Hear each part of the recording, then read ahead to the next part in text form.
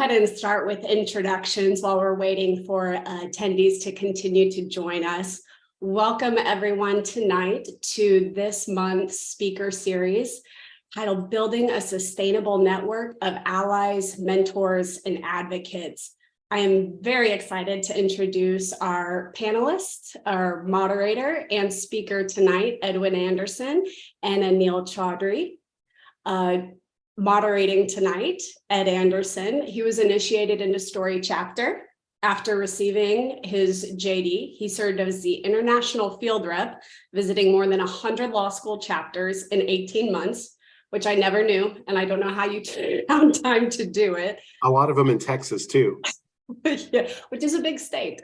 Ed's the past president of the Rotary Club of Knoxville. He's also past justice of P.A.D's Knoxville Alumni Chapter. He was awarded the Stan Cohn Outstanding District Justice Award in 2022. And no surprises here, his district was named the most outstanding district in P.A.D. Ed has handled Social Security, disability, and SSI claims since 1998, and he's been named a top lawyer in Social Security disability law. To our speaker, Anil Chaudhry, fascinating background. He's got over 20 years of progressive leadership experience in technology delivery, operations, and program management in the defense, intelligence, and national security sectors. He's a core member of the Artificial Intelligence Centers of Excellence. He advises federal agencies on establishing mature data governance and management practices, developing innovative approaches for leveraging data, and laying the foundation for advancing data discovery, access, and use through artificial intelligence and machine learning. Prior to joining the Centers of Excellence, Anil served in critical leadership positions with the U.S. Customs and Border Protection and as a Presidential Management Fellow at the Defense Business Transformation Agency. And because it doesn't end there, also served as an enlisted soldier in the U.S. Army Chemical Corps and as a commissioned officer in the U.S. Army Transportation Corps. He was one of 3 DHS employees selected to attend the National War College in 2016 as well. And with that, I will turn it over to you, Ed. Thank you. Thanks, Lindsey. Lindsey Rames, in case you don't know, is our international board member. She does a fantastic job. And one of Lindsey's assignments as an international board member is to help put together these monthly sessions. So thanks for doing this for us, Lindsey. Everybody in P.A.D. is very grateful for what you do. Good evening, everybody. As Lindsey said, I'm Ed Anderson. I'm the District 24 Justice. And in case you don't have your P.A.D. geography down, that's everywhere in the Commonwealth of Virginia that's not right around Washington, D.C. And speaking of Washington, D.C., Brother Anil Chaudhry is in the White House almost every day. Well, on a regular basis, I'll say. Anil, when I meet law students and P.A.D. undergrads, they always want to know, okay, Ed, what's your story? So on their behalf, I'm going to start out. Neil, what's your story? How'd you get here? So, I tend to tell people I'm very blessed. And, part of this is I'm very fortunate, and I recognize that I've had more privilege than I deserve. In that sense, I came to the United States in 1989, and I remember this, $8 in my pocket, because that's all the export controls from India would allow you to bring, in foreign currency. And between my mom, my sister, and I, that wasn't even enough to get a taxi ride from, the airport back to the apartment where we were staying. So, from there all the way to the journey to the White House, where I'm working, with the Office of National Cyber Director. It wasn't because, I'm a smart guy, or, it's mostly because I got lucky, and because I had really great, what I'd call a circle of trust, between coaches, mentors, advocates, and allies. I just had that with me, and that has served, the journey that I've taken. So I haven't taken it by myself. It's this group of people that has helped me along with the way. And, just from, in case, your audience is wondering, why is this guy even with P.A.D? Yes, I did go to law school. I'm a law school graduate. I went to, the Western New England College School of Law after I got out of the military after multiple deployments. So I left. I said, I'm done with the military. I'm joining law school. I started law school, and my whole idea at that point was to be a small town labor lawyer, and especially out of like Hartford, Connecticut, where you have a huge manufacturing with United Technology, builds Sikorsky helicopters and, Otis elevators and stuff like that. I was going to be a labor lawyer. That was what my goal was. And then somewhere along the way, 2008, the financial crisis happened. And all of a sudden, whatever plans we had as a family just blew up. And, I called one of my mentors. I said, I have a wife, I have kids. I actually need to, do something. What do I do? And it's one of my professors in law school, and, who I trusted quite a bit for advice. And, what he recommended was, he said, there's this great program called Presidential Management Fellows. Why don't you apply to that and see where you go with that? I did that, and I was very fortunate. That's how we as a family moved to DC. And, part of that transition was really, starting with those mentors, calling on people that I knew that had been in similar situations, but were older than me, that could shape my career. That was really critical. So not only from law school, where I leaned on a couple of, my professors for advice on what to do next, but also, when I left the military, I had some of, the older colonels and the brigade commanders and whatnot, those folks also as mentors that I could call on. But I could only call on them because I had a relationship with them. It's not like I just called them out of the blue and they said, "Who are you?" It's almost, and the analogy I'll draw is, if you are in school, whether it's undergraduate, or even in high school, it's sort of like which teachers write you your reference, along that way. So, building those relationships while I was in law school. So it wasn't just about going to class, listening to the lecture, Socratic method, get beat down and leave.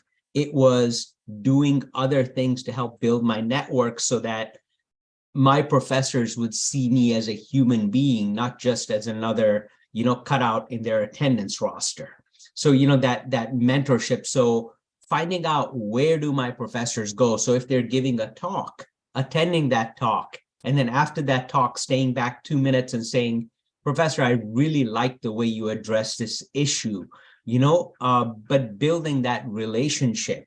And somewhere along the line, going and saying, "Professor, I know that you want to give this talk.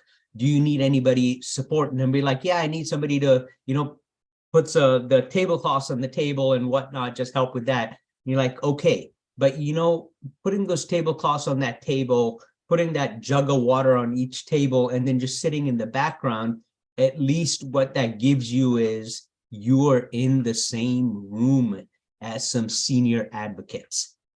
And I do remember,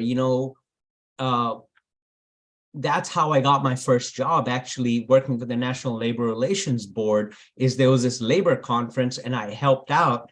And that's where one of my professors introduced me to the regional director for the National Labor Relations Board and said, "This is one of my better students, talk to him." And sat me at that same table where we had lunch together with the regional director. This is somebody, if you think about it, supervises the National Labor Relations Board activities across the entire Northeast. Pretty important person in his own right. And here I am sitting on the same table with him, having lunch, having a conversation, where after the conversation, it becomes, "Hey, call my secretary, set up a time for us to meet, come to my office. That's how I got my first job. There were a lot of people who were a lot smarter than me, who were more accomplished than me in law school, but they didn't get that invitation. I did because of my mentors, right? Because this, I was willing to connect with my mentors as a person.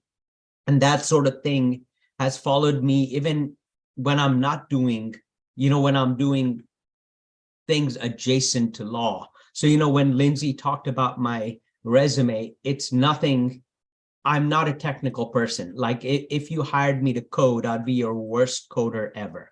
But what I can do is I'm the guy that knows how to put a package together that takes people skills, right? So, I can get people in room, and most of the times you'd say, what is this guy talking about? Not about technology, but about contracts.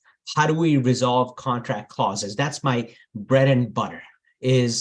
Or now, even when I'm at the White House, it's about policy.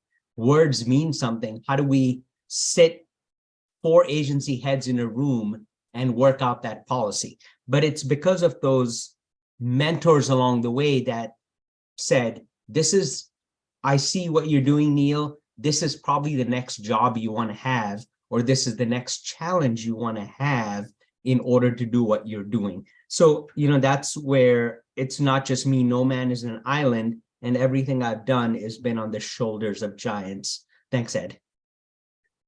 For those of you that just joined us, I'm here with Anil Chaudhry from he's an alum of the Middleton chapter up in New England and currently works at the White House. Anil, our topic tonight is pretty specific. It's called Building a Sustainable Network of Allies, Mentors, and Advocates. When I listened to you, you weren't by yourself. When you came to the United States with $8 and some family members, you said that wasn't even enough money to get a taxi to go to the apartment. Somebody was there. Somebody in your network was waiting for you when you got there. Some of the questions that have been submitted, one kind of sticks in my mind, and it seems like, do you develop these networks intentionally? Do they happen organically? In other words, do you search them out, or do you meet by happenstance? Do you look for opportunities? How do you do things, Neil? What would you tell a law student, undergrad, young lawyer getting started in their career? So that's such a great question, right? And the way I heard it is, do you let life happen to you, or do you take active part in your life? And sometimes it's a combination of both. So, the short answer is, I'd say it's about 50-50, right? But, for the first part is, do I develop those relationships intentionally? Yes. A huge part of this is not being transactional, right? You don't want to be transactional in your relationships because people pick that up really fast. Where I look at is I look at folks that are 10 to 15 years ahead of me in my career, and I say, how do I get there? And those are the people that I seek out. So, when I was in law school, intellectual property, I'm a licensed to practice before the USPTO, the patent office, as an intellectual property attorney. So along the way, that's one of the things I said, how do I hone my craft in that area? And I did some research, and I said, what's the universe of lawyers in this space, from large firms, from mid-sized firms, from small boutique firms, that I need to talk to? And I made a list. It's like going, when people apply to grad school, they have their list. I had a list of people I wanted to talk to, and I did some research on them, where it was partner at, Kirkland and Ellis, partner at Jones Day. This is their specialty. This is where they went to law school. I listened to, I read some of their earlier, like articles in the law journals and whatnot, to get a sense of where they were coming from and try to find where I could build a connection with them. So, and this is, this was 2006, when email wasn't that, it was kind of sort of getting there, but not that prevalent. But YouTube wasn't there. instant messaging wasn't there. So it's almost being very thoughtful, writing a letter and, searching for their email and then writing a letter that says, I read this piece that you wrote. I was very interested in it. Can I talk to you a little bit more about that? Because ultimately, this is an area of law I would like to practice. Or How did people respond to you? How did people respond to you when you sent those emails, Anil? I would say, oh my God, the response had always been great. I still have to find a person that if I'm very thoughtful in what I'm asking them, that they haven't responded. If, and like I said, people are very savvy, especially senior people, when they see the transactional. So, when you have a very reasonable, discreet ask, they're very willing to help. Where, my ask was, you are very accomplished in your field. I would like to be where you are in 10 to 15 years. Can you talk to me about how I can get there? And people always made time. And that's what I'm saying. Even the most senior partners in the world were very gracious with their time. Now, it wasn't on my schedule, right? It was, I am going to be in New York giving a presentation in 3 weeks. Meet me at that presentation. So I'm schlepping on like Metro North, because I can't take a flight, right? I'm in law school. So schlepping on that, taking a 4-hour journey to New York, waiting on that person for an hour and a half for a 15-minute conversation. But nobody ever said no. Nobody ever ghosted me. In the Phi Alpha Delta new membership initiation ritual, there's a section that's done by an alumnus member, and the section essentially says, seek us out. We'll be, you'll find us ever able to help you. And I think that's true. And I'll add this comment, and I've got another question for you. When I go to P.A.D. events and I travel through districts, and this is a message to the students, I always ask the students, why'd you join P.A.D.? They give a lot of different reasons, but at least a plurality of those reasons is, I wanted to meet lawyers. And I noticed that, our attendance on this webinar is very good tonight. But if there's thousands and thousands of members of P.A.D., they're not spending their time, listening to Anil Chaudhry's wisdom. So I would encourage you to get involved, take that extra step. Like Anil said, stick around after the meeting and be in the room, and you might get an opportunity to talk to people. And I think that's great advice you're giving our folks tonight, Neil. Let me ask you, our title, it's got 3 terms: allies, mentors, and advocates. As you see things, are those 3 different things? If they are, how does your approach differ for each one? So actually, they are 3 different things, and I'll throw one more in there. So I'm at that point in my career where I mentor disabled veterans quite a bit. That's something because I've had their lived experience. I've had their combat experience. So, I can relate to them. So, when a disabled veteran reaches out to me, we have an instant connection, right? So what I'd say is, there are four sort of things that I look at, in a relationship. The first one is really a coach, and a coach is somebody, they have a very specific role, which is changing your behavior.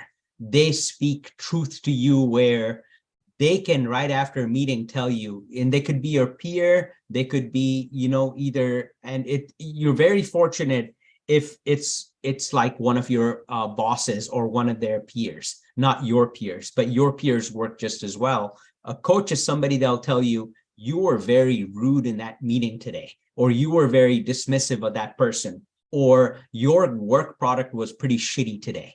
Right? So a coach works directly on your behavior, helps you change your behavior and your performance right there and then. Those actionable steps that let you succeed where you are.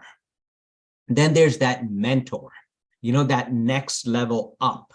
And your mentor is somebody typically no relationship to you, like in your organization. It's somebody that's either outside of your organization or basically somebody who has some affinity with you.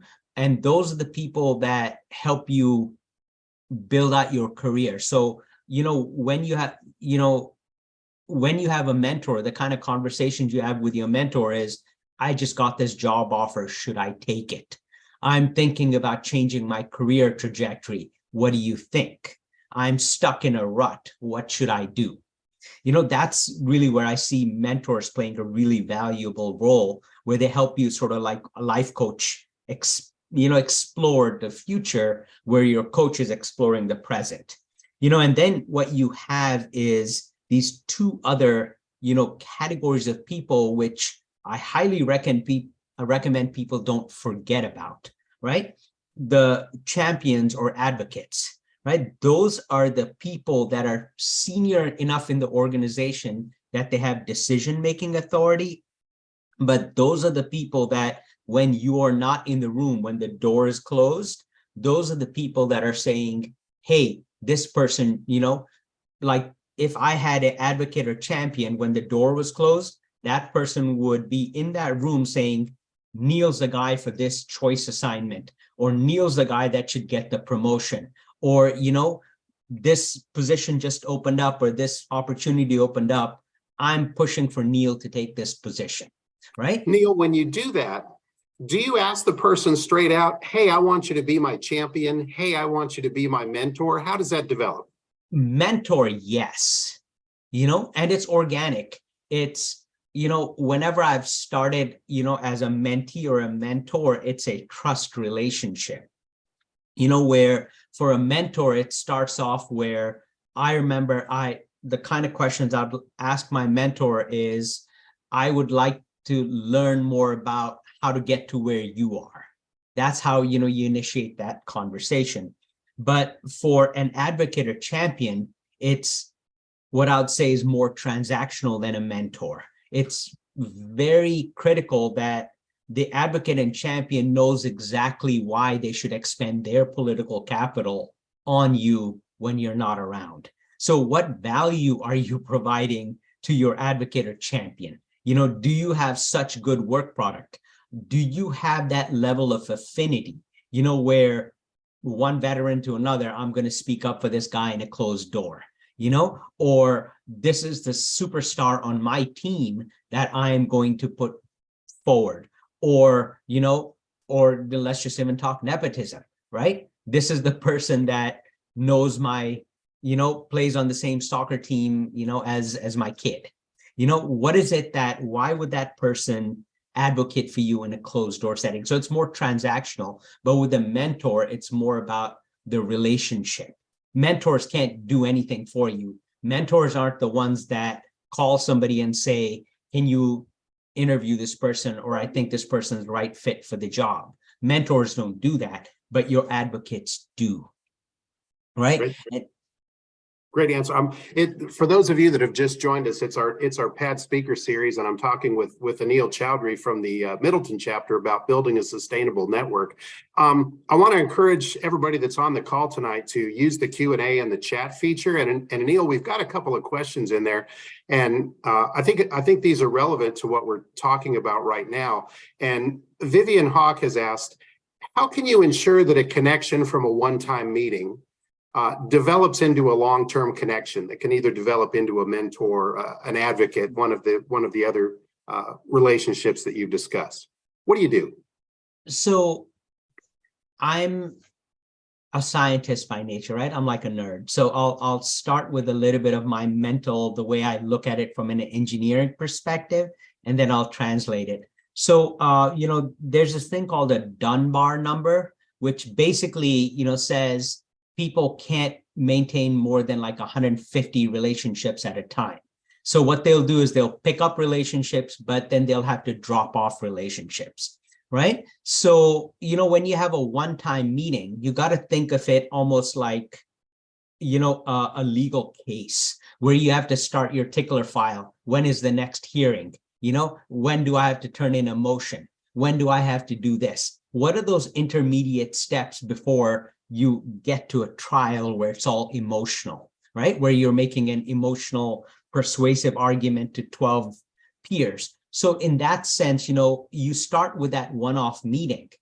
And I did this with my daughter who's going to college. Actually, she started college. So we had this long conversation when she was in her senior year in college looking for those internships. I told her, get a notebook, one of those dollar notebooks, the black ones, that kids use in elementary school, 99 cents on Staples, maybe a little more because of inflation. I said, get that notebook.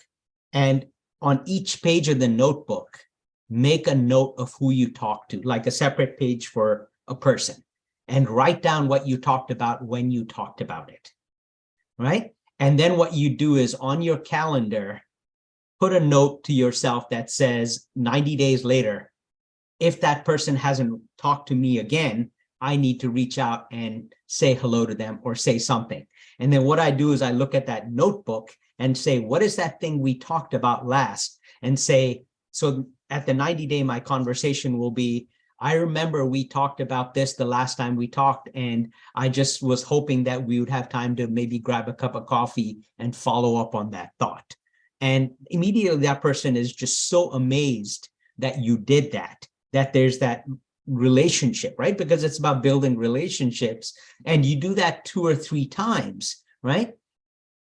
It turns into a long-term connection where that person actually then starts recommending to you, hey, when should we meet next? And I've done this enough in my life where I can tell you for a fact, it takes about three outreaches from somebody who doesn't have something to offer to where you now are so invested in that relationship, you're calling that person back and say, why haven't you called me back?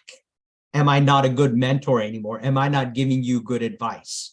What did I do that you're ghosting me? You get emotionally caught up in that relationship, but it takes about 2 to 3 meetings to get there. And you have to be very systemic about how you get there, right? And do you find, Neil, that it's useful to use any sort of social media to make those contacts that you've talked about?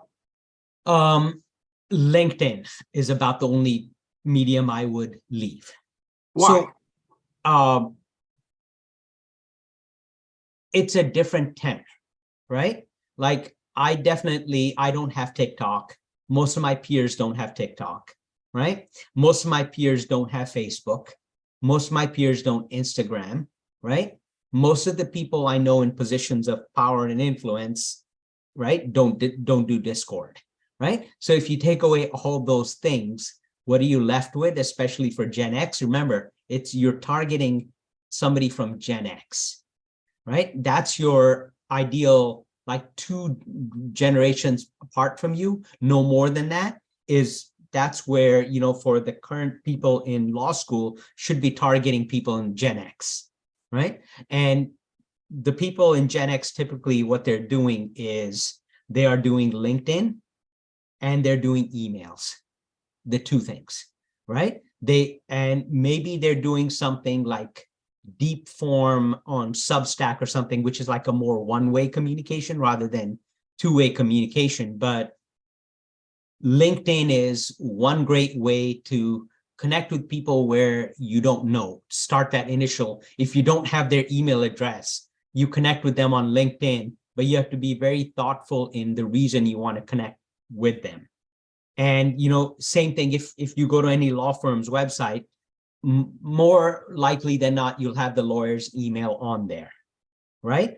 That using those 2 forms of communication are, at least for me, being like the guy who walked uphill both ways in the snow to go to school with no shoes on, those are like the ways to connect with folks like me.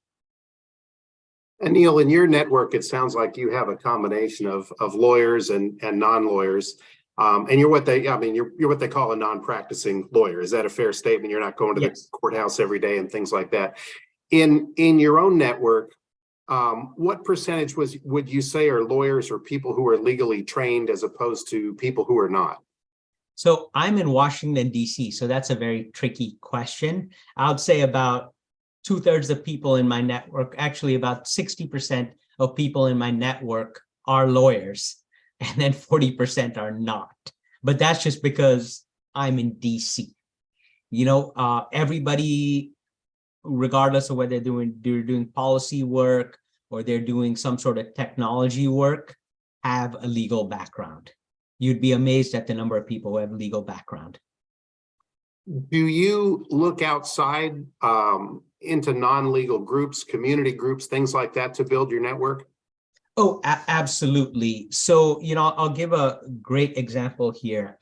One of the things that I am leading a charge on is quantum computing. And it's a very new field, similar to artificial intelligence. Quantum is sort of where artificial intelligence was, I'd say, in 2016. That's where quantum is right now.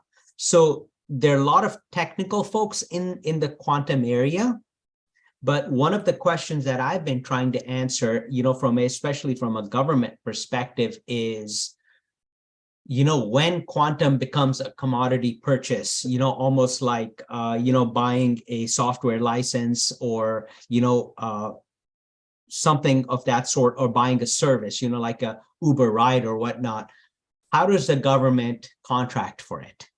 And that's not a technical question. That's a policy and legal question.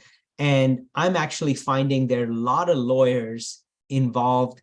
Like when you ask that question, there's a certain community of interest out there right now that is majority lawyers that actually enjoy interacting with technology. They are a day-to-day in law where they're working actually, like you said, corporate mergers, M&A, intellectual property lawsuits, those sort of things.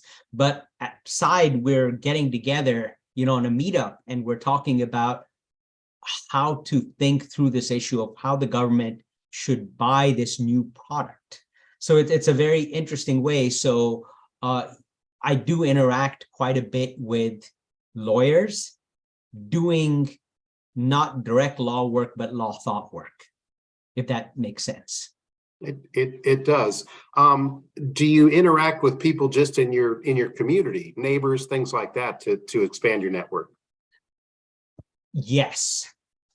One of the biggest communities that I worked in was First Lego League. It's a community where young kids learn how to program robots, and then they go into this, robotic competition thing. And it's pretty big, pretty well established in urban areas where, you have these teams that are, multi-generational teams. And I started working as a coach in a team that was a girls only team, and because my daughter was there, I was contributing back. And that taught me something, as a person. If you can convince a 11-year-old to do something that they don't want to do at 8 o'clock at night, you can take that back to your workplace. And but the community I ran into, outside this, the other parents in the First Lego League, that was a great way to expand my network, because all of a sudden I had access to folks like bioethicists. I had access to, and I remember this, my daughter's team placed in the nationals, and we went to University of Arkansas for a national level competition. And one of the people I met was somebody from a big company. I won't mention what, but they're a pretty well-known company, and he's got 7 patents for boxes, cardboard boxes, the stuff that shows up on our front door. Got 7 patents on how to build a box to stuff the most amount of stuff and in the smallest amount of box. And we're still friends to this day.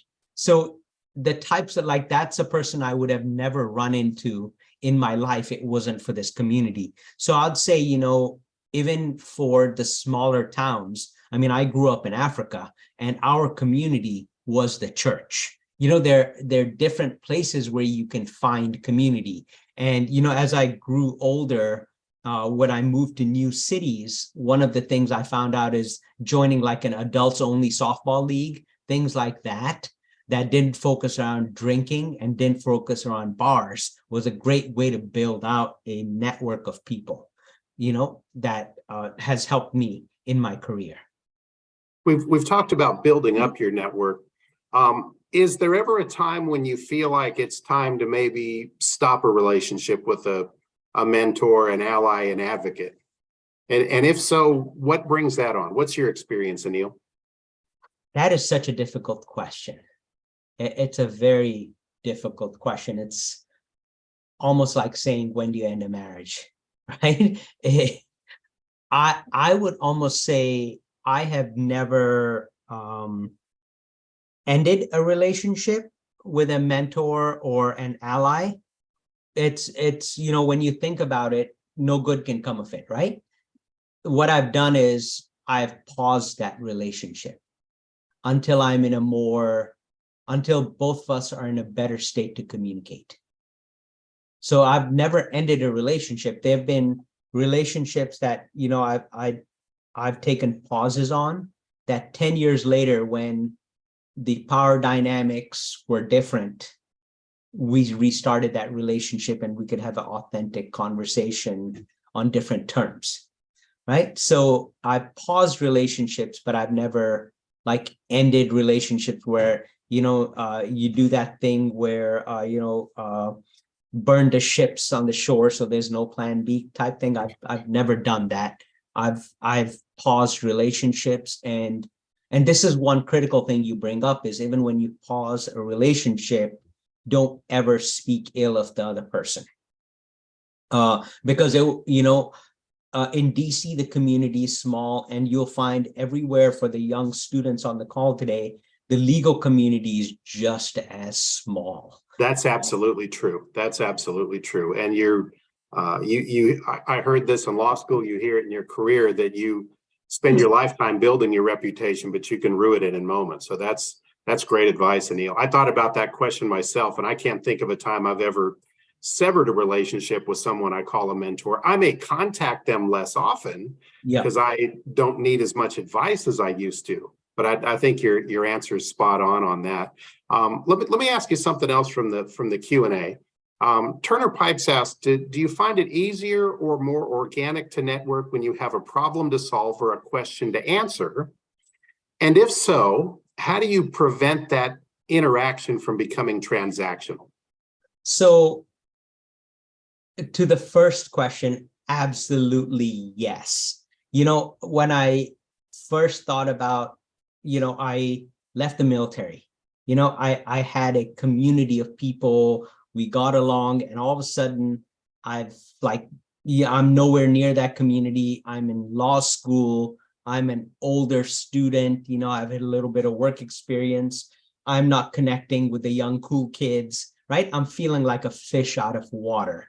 And I remember, I think the first one or two law school events I went to, I was like standing in a corner, sipping on my soda. And then in 20 minutes, I'd get frustrated and just leave, right? That's because, and then I talked to one of my mentors about it. And I said this, from the military, I said, I'm just feeling so out of place.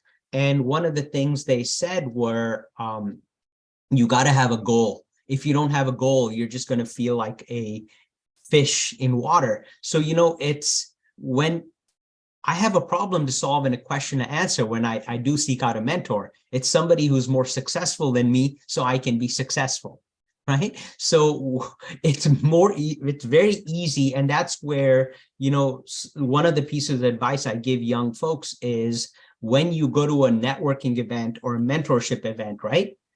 Take 3 names with you. You say, these are the 3 people I need to connect with by the end of the evening, right? Even if to just say hi, introduce yourself and walk away. But you have to have 3 people on your list that you need to talk to, because when you go there, you have a goal. I'm looking through the room. I need to find that one person. I finished talking to them. They're bored with me.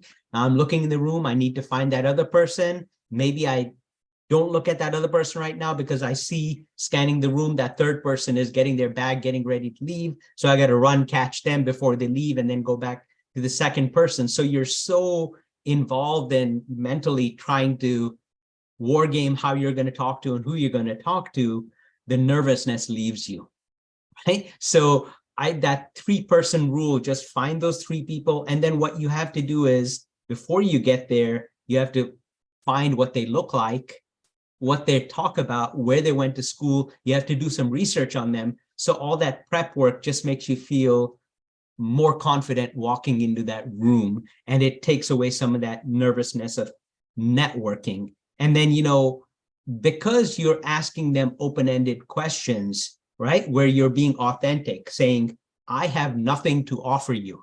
If you had something to offer them, it would be transactional. But if you have nothing to offer them, you're just going there with a begging bowl and saying, I want to be as successful as you. How do I get there? Can you impart some wisdom to me? Right? So it's not transactional. So, but having a goal when you go to network helps. And then also having that goal, because you're talking to them about something specific. You're not talking to them about, how do I get a job at your firm? You're talking to them about, how do I get a job in, let's say, transnational shipping insurance? Because that's their specialty. That's what you're talking to them about. You're not talking to them, how do I get a job at your firm? My internship applications have been sitting in that black hole that they call a recruiting portal. Can you help me speed up? That'll come later. But, because you have a goal, it's not transactional. Neil, I want to ask you, your goal for this event, maybe let's assume you're a law student and you're invited to a P.A.D event, an event with a local bar. You don't know anybody, you're going to show up, but you decide in your mind, okay, I want to meet these 3 attorneys. Maybe it's a circuit court judge, maybe it's a county law director, whoever it is. Do you have any tips to get Anil Chaudhry to stick in the mind of someone that just met you? Absolutely. So that's where one of the books I read when I was in law school, I think it was called Guerrilla Marketing. It was a great book, right? And one of the things is asking people to talk about themselves. People love to talk about themselves, right? So asking them a simple question like, can you please talk to me, can you just tell me about your life journey and how you got to where you are today? That open-ended question. And once they start talking about themselves and you're listening politely, right? And you have done some research, you become more human in their mind because they left on such a good emotional note with you. You didn't ask them for anything. All you did was say, tell me about all the great things you have done in your life and pontificate to me, O giver of wisdom. And you leave them on such a high emotional note that the next time they see you, they're happy to see you. What percentage of the conversation would say, if I'm the law student, what percentage of the conversation should be me talking compared to me listening to the person I want to connect with? 5%, no more. That's small. That's small. That it's the whole purpose of that first meeting is to get the second meeting, right? And what I say is, the more you talk, the more you open yourself up to say something stupid. So less is more, right? The conversations will come. And maybe because I come from a military background, right? One of those things they sort of drill into you is sort of don't speak unless spoken to, right? Don't opine unless somebody asks you for your opinion. So, similar thing is for the first 1 or 2 meetings, just learn to zip it, ask open-ended questions. No binary questions where people can get away with a yes or no. Open-ended questions. I'm struggling with evidence. How did you get through evidence school? Evidence, the evidence course in law school. Sounds like a discovery deposition. You want to learn what the other side thinks, and you try to get questions to get them talking. Another question from our Q&A, and I want to encourage our viewers, listeners today to throw a question in the Q&A if you'd like to benefit from Anil Chaudhry's advice. The question's from Rachel Whalen. Rachel wants to know, and I think a lot of us are probably thinking this, is it ever too late to reconnect with an old connection? And I'll add this, what's the best way to go about it? If it's been 5, 7, 10 years since you talked with someone whose advice you used to accept. So I would say it's only too late if they're dead and in the grave. And, you know, it's maybe too blunt for, you know, at 8:47 at night. But if they're there, it's never too late, right? And and this just happened to me recently, by the way. I picked up the phone and I talked to somebody I haven't spoken to in 14 years. You know, out of the blue, something happened and I just called them up and I said, I remember this, you know, when you were doing this, and it was a difficult scenario. It was something that I was dealing with in my workplace. And I remember how they had successfully navigated it. And I said, I called that person up and I said, I don't know if you remember me. You know, it's been more than a day, but I just remember how you successfully navigated that issue. I need help. I was just very forthright. Is like, you gave me good advice before, and now I'm calling you now because I need advice. And we had a great conversation and we reminisced about old times. And, you know, I'm in the point in my career where they were 14 years ago. They're retired now, but, you know, the fact that they still remembered me, you know, and that's what I'm saying. I'm very fortunate that I have people that even if I cold call after a number of years, they pick up the phone and return my phone call just because I've been authentic. Did they seem pleased to hear from you, Anil? Oh, yes. You know, and it's like, you know, they'll be like, oh, wow, it's a pleasant surprise to, you know, hear from you. And then we just catch up a little bit and then but they in the back of their mind know I'm not just calling because, you know, or I'm calling because something triggered the call. Maybe it was something I heard or I saw where maybe like, you know, I like last year I called somebody, you know, because of the pandemic, because I read a obituary for someone close to them. And I called them and I said, I'm so sorry for your loss. And it had been about 10 years since I'd spoken to them. But people know, and, you know, after a while, when you just do that initial, hi, how are you doing? It's been 10, 15 years. It's what's the ask. And, you know, if it's an ask and it's not transactional, people are always glad to hear from you. I'm glad Rachel asked that question. I could see that you thought of the person you contacted with and you seemed pleased to have a memory of that person. That was great, Neil.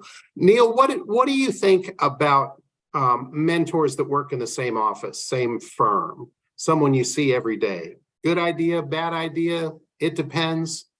As long as they're not in your supervisory chain of command, they can be a great ally.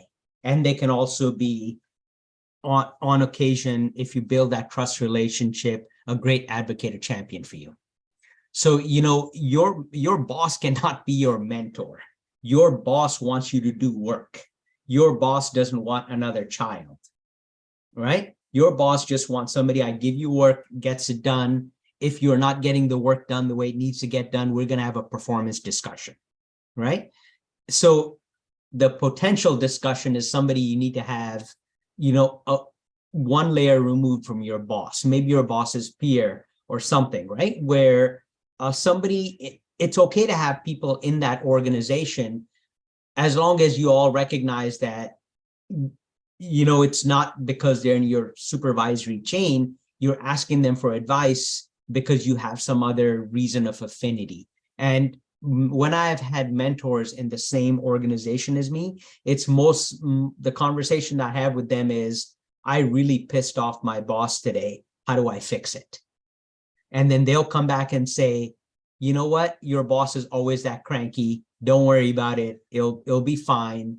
Or sometimes they'll actually offer and say, let it be. And then they'll talk to your boss and say, it wasn't that, or your boss was pissed because of this. Go apologize or go do this and it'll be okay, right? Or you need to move out of that and let me help you get a new boss. Yeah, that's great advice, Anil.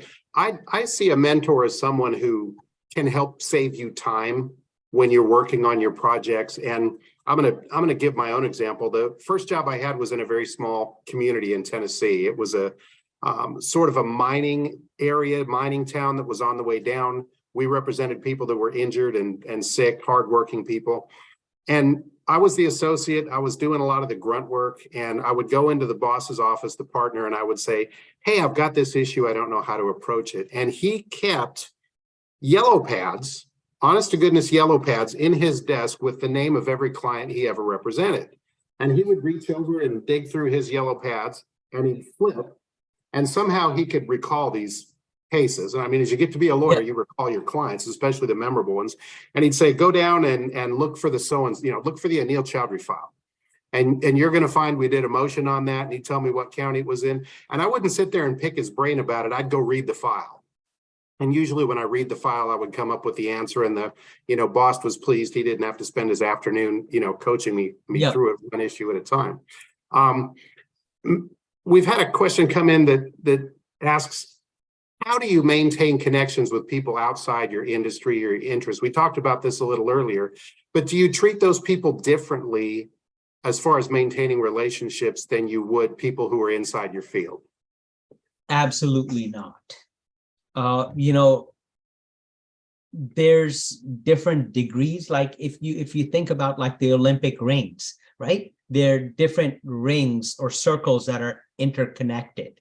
So one circle isn't inside another circle. If you think of it that way, I think you'll lose sight of the bigger picture. But think of yourself in like the middle circle with a bunch of circles all around you. They're different relationships, right? And what you'll find is the broader you go with your relationships, the easier it is to pivot in life, to move from one area to another. So for instance, I was in project management. That's how I got my first job in the government, is doing quasi project management. And then because of my relationships, I was able to pivot into international affairs. And then because of my relationships from there, I was able to pivot into, customer relationships. And then from there, I was able to pivot from there into artificial intelligence. So if I'd only limited my narrow network to PMP certified professionals and lawyers, I wouldn't get very far. And when I hit a barrier in my career, I wouldn't be able to go sideways to go up. I'd be stuck. So I'd say keep your networks as broad as possible, right? Because you never know, good ideas, lawyers don't have a monopoly on good ideas.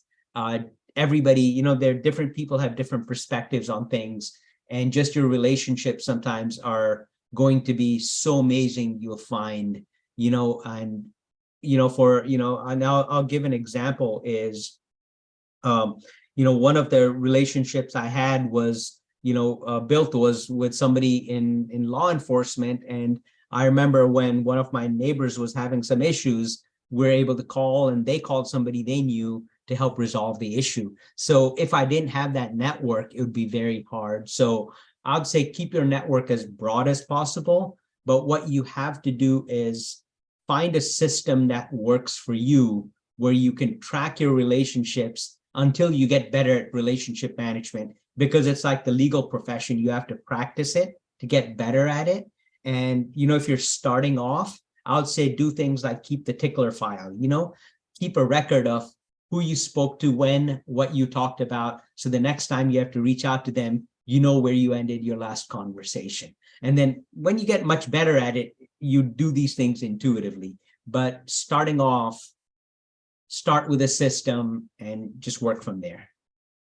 Anil, we've got just a couple minutes left. And in case Lindsey didn't mention it earlier, we have been recording the session. Our crack staff at the executive office is going to do a little bit of editing. Try to make Anil look better than he was tonight, if that's possible. I don't think they'd have to edit too much, Anil.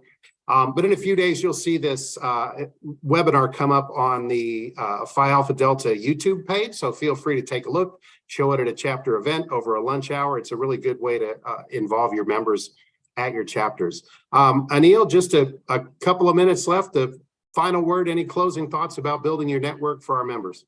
So yeah, one of the things I'd say is, you had mentioned at the start of the conversation, I'm a, Middleton chapter member. but not a very active member.